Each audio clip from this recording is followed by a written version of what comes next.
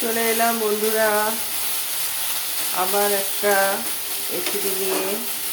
গলার আওয়াজ শুনে আবার অনেকেই বলবে শরীর খারাপ না। আমার প্রচণ্ড শরীর খারাপ, আমার জ্বর, গা হাত পা ব্যথা, আমার মাঝে মাঝে এগুলো হয় কারণ আমার বেশকে দুটো টিউমার আছে, ট্রিটমেন্ট চলছে।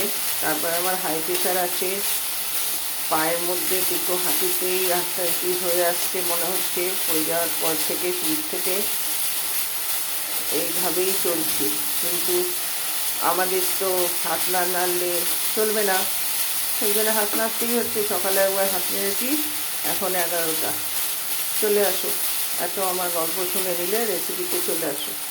প্রথমে দিলাম শুকনো লঙ্কা, তেজপাতা, গোটা জিরে, তারপরে দিলাম আদা, হলুদ আর জিরে বাটা, আদা বাটা, জিরে বাটা, হলুদ গুঁড়ো, তারপরে দিলাম কাশ্মীরি লঙ্কা গুঁড়ো, দিয়ে কষাচ্ছি।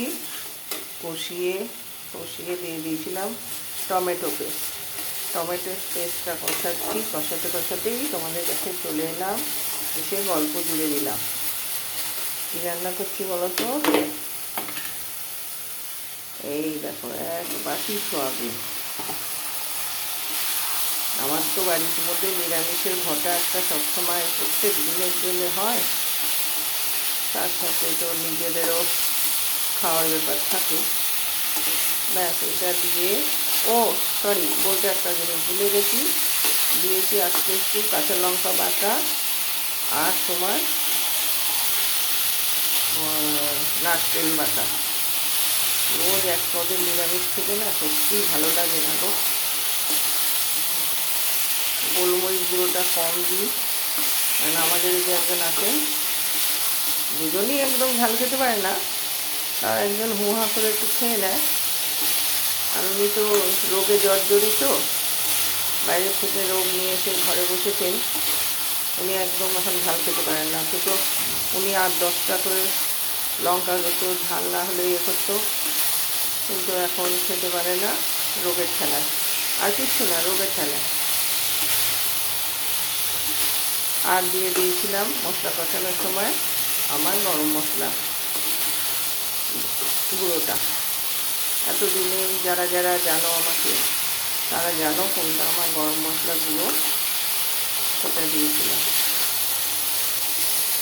আর এই যে আলু ভাজা আছে,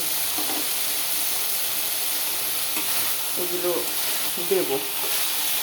এটা একটু ভাজা ভাজা করে নিই, তারপরে দেবো।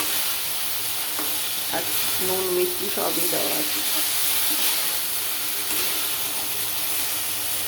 এইরকম টাইপেরই কষা করবো। আমার একদম সয়াবিন তো ভালোই লাগে না, তার মধ্যে ধরো যদি পেঁয়াজ রসুন দিয়ে হয় তাও খাই, নাহলে খাই না একদম।